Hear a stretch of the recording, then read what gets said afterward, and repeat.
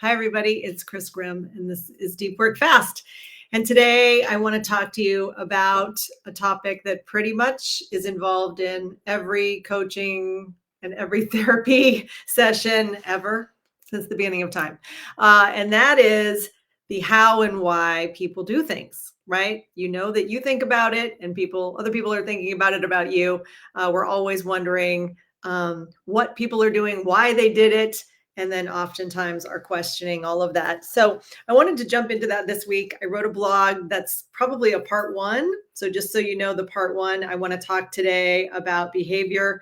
And then next week, we'll talk about the why behind all of that. But today I want to frame that for you, because what's interesting is if you think about the conversations you have at home and at work, oftentimes what we're all trying to do when we process stories, and you've probably heard me say that if you've ever been to Deep Work Fast before or been in a coaching session with me, we're always talking about the narratives of our work and our life, and coaching is framed that way, right? That's how the coach can help you, but that's how you make meaning of what's happening, whether you like it or not, right? It's through the stories. This happened. This is going to happen. I wish this would have happened. I hope this happens, right? Everything, even business goals, by the way, live in that context, because our business goals and outcomes are driven by people and relationships and decisions we wish people would make. That's what selling is, all those things. So back to the nitty gritty of that, why I wanted to talk about it is that a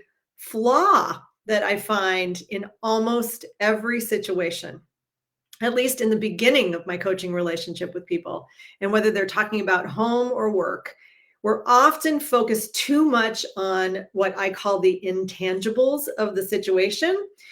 And that is stuff like, what was he thinking? Why do you do that? Why does he keep doing that? Why does she say things like that? Why doesn't he do that?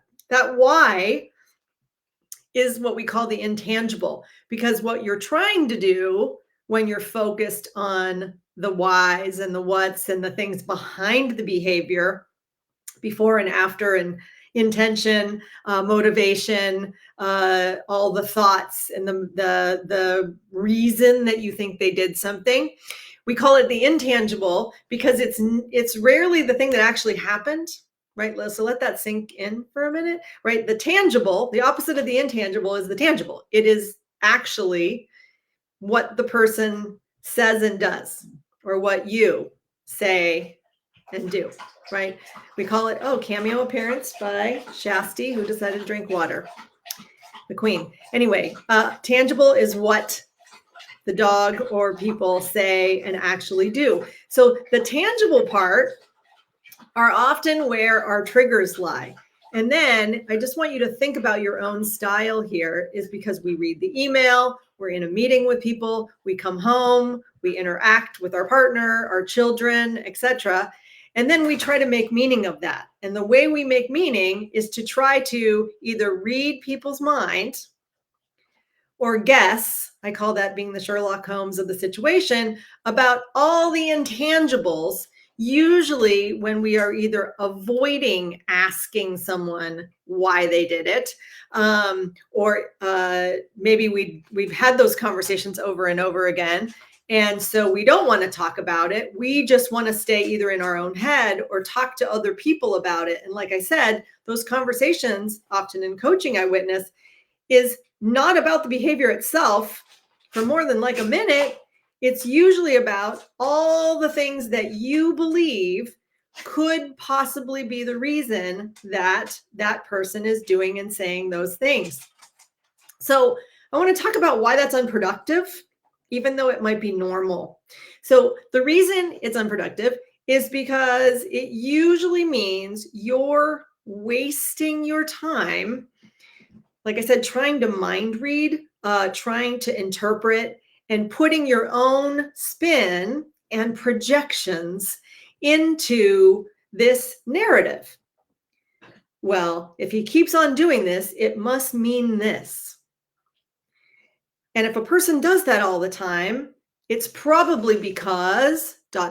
right? You add meaning to it. So unless we know people so well and have a high degree of trust and many interactions with people, rarely do we ever know, even if it's our spouse, right? Even if it's people you worked in a company for 20 plus years and you worked with the same people over and over again, and you think you know each other really, really well. Well, we do, but we can't ever know in any moment, not 100%, about why someone does something.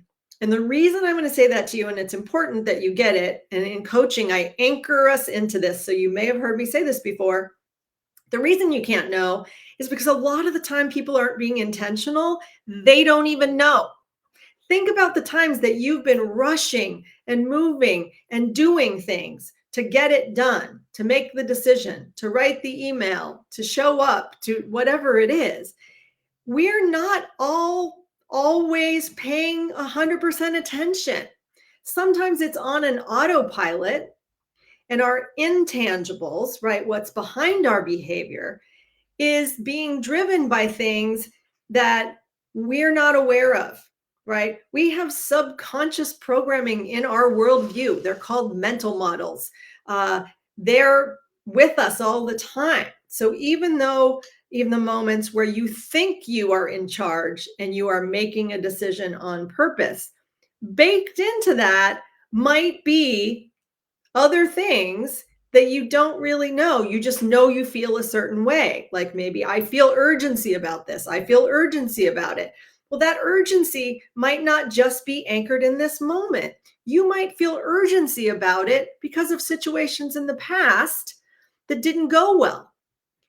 And so you're applying it in this situation. But like I said, most of us are so busy and uh, often inundated with so many opinions and things that we're doing things. And like I said, we're not 100% sure ourselves, or at least if something goes wrong, if you think about it when we debrief, right, we have the conversations with our spouse or with our employees, right? And you try to think back to something that has happened and you try to explain the why. Oftentimes you don't know, or you can't recall exactly what was happening in that moment. And that is why I say to everyone, don't spend so much time worried about that. Instead, focus on something that is very tangible. And that is what we call behavior. And in the behavior category, it's the things that we actually do and say in our physical reality. You sent the email or you didn't send the email. You wrote those specific words or you did not. You said those specific words or you did not. You attended the meeting or you didn't. You cleaned your room or you didn't, right? Now, I'm not saying, by the way, that it makes life totally black and white. But when we focus on behavior, specifically those of you who are a manager or a leader or a parent or a spouse or a friend, and you have relationships that you want to keep clean, free of drama, free of conflict, free of confusion, and free of time wasting, having conversations about those intangible things where we just kind of swirl around and there's not really any data to help support that, you can't really bring that to full resolution and closure, which is why a lot of people hold that stuff and it's all open-ended and unresolved for a long period of time. Well, who has time for that? So what I say is, let's just focus primarily on behavior. And today I just want to go through a few things with you. They're in the blog. So if you want to read more about it, great. And if you want to even have an interaction with me, I now have a premium subscription model on a platform called Swellcast. It's audio podcasting. So if you want to come over there, it's great. It's like $1, $2 a month. Anyway, shameless plug.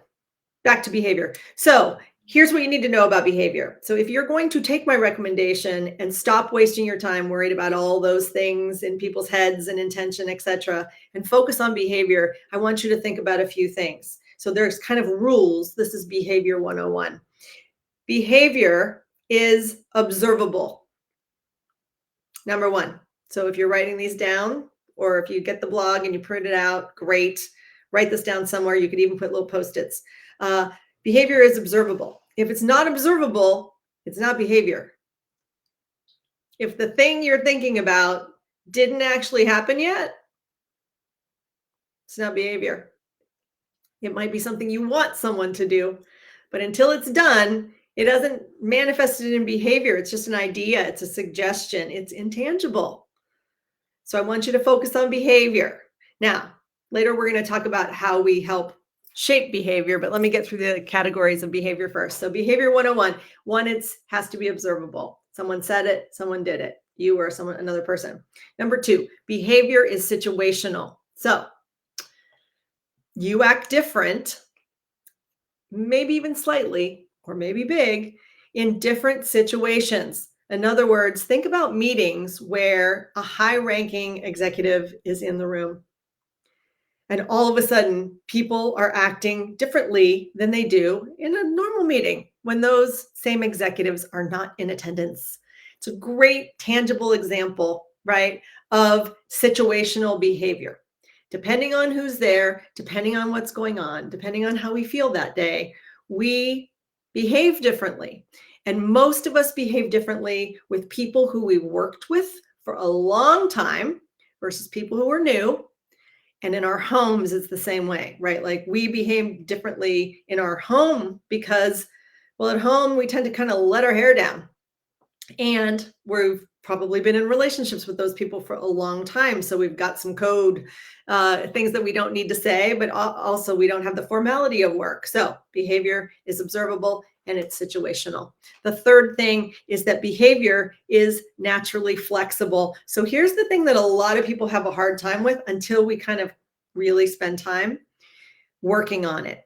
And that is behavior is flexible because even though we are habitual animals, so most of us have patterns of behavior. That's why people know your brand, right? They know me, they know you. It's part of our identity. And we take on patterns of habitual behavior because that's what healthy animals, humans do. But it doesn't mean you have to be stuck in those behavior patterns, specifically the ones that are maybe not as effective as they used to be, or that we have to change because the context has changed. So the good news is that healthy adult humans and children and animals, frankly, are flexible enough that we can choose a different behavior based on the situation, right? If we're paying attention and intentional and have an agreement that maybe we need something new. So behavior is observable and it is situational and it is flexible. The fourth thing is that behavior is dynamic. So in healthy humans, as we learn and as we grow and evolve and age, our behavior does evolve with us. Now, I know just like I've been in situations too where I have met adults, 50, 60 years old, who sometimes behave like teenagers. That is a different topic for a different day. They might be choosing that, but our behavior is naturally dynamic. So you can think about it as an extreme example would be most people don't behave the same when they're 25 as they did when they're 15. Just organically, life experience has taught them things. Another thing I showed people is that you probably are unconsciously competent at using some of your devices. It means you don't have to think about it. You're just good at it because you use it all the time. Well, we've also gotten trained to learn and automatically shift our behavior when our iOS updates or an app updates. So I want you to think about that. So when I meet people, by the way, and they tell me I'm too old dog, can't teach me new tricks, I'm like, yeah, that's not true. If you have a device that updates all the time, chances are you're not overriding that. You have to learn the new thing, even if it's just a little micro thing that's changed. Behavior is dynamic. We will change our behavior when the situation mandates it to us or of us and to us.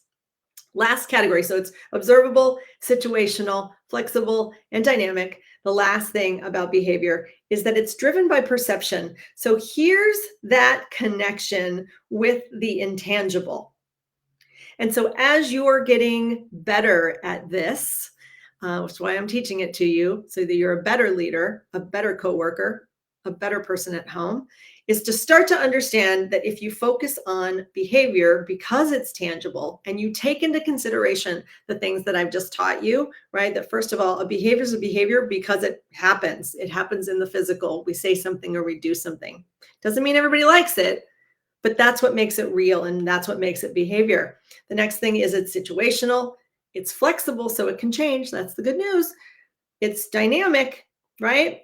And then it's driven by perception. So if in fact you are not getting the behavior from yourself or from other people that you want, or let's say you have a spouse or a coworker or a manager who's asking you to behave differently, you can go back to those things I just listed and you can go right to driven by perception. That's the last one.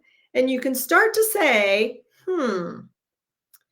what would I be perceiving or what would this person be thinking if in fact they're going to behave that way or have behaved that way in the past? And then you actually ask the person or yourself, instead of trying to guess and waste your time guessing about the why and swirling around it. And the more specific you can be around the behavior and the situation and how you need it to be flexible, like, I need you to do that faster. That's the flexibility part. It's possible, right? If the situation's changing all the time and behavior is dynamic and you know it has to change anyway, you can anchor it into a dynamic situation and know that healthy humans around you are going to adapt. They are. They will. They may not know it, they may not want to, but they will. And then we can reset the perceptions around the situation together. It doesn't take mind reading to do that. So get out of the mind reading business. Whew, losing my words. It's almost time for Deep Work Fast to be over because I can't talk anymore. Look, I can't tell you enough about how important this is. And those of you who are our clients or people I've coached before, I see a few people here with us. Thanks, Heather, for putting that blog up there. Hi, Bill Neighbors. We all spend too much time trying to interpret both the tangible and the intangible, but get rid of the intangible. Like, try to pause that for yourself. Stop trying to mind read and instead get better at having conversations with people about the behavior, the specific behavior that's causing the actual issue, right? You wouldn't be thinking about it if you didn't want it to be different. That's an important part of this too. We think a lot, if you think about what coaching is. I mean, I am in the situation where people are paying me to sit and talk through problems so things can be different, right? So contextually, I know something needs to change. And if you want something to change for yourself or someone else, you can just kind of get rid of all the BS and come into the most tangible things. This is what happened. Next time that can't happen, or we need to tweak it. It needs to be faster. It needs to be slower. It needs to be better. It needs to be based on more data, right? I think about the normal conversations that are happening in business, but also people's homes, right? And it gets convoluted. And like I said, there's a lot of drama when we are, instead of focusing on these tangible things, we're focusing on all these other things swirling in around it. So I want you to be better. I want you to have better decision making for yourself and your teams. And hopefully this will help you. That's what this is all about, by the way. Deep Work Fast, 20 minutes or less. And I'm coming up on 20 minutes right now. We always post a blog on Monday. I always do Deep Work Fast on Tuesday. And it is my goal to give you these ideas and these tools and for you to take them and use them. I would love to hear from you if it's working or if it's not working. I'm pretty easy to find on LinkedIn, Facebook, and Instagram. So go be your best self everywhere. And thanks to all my peeps who show up on a regular basis. I really appreciate you. Hi, Bill Neighbors again. And thanks everybody. See you next week. Bye.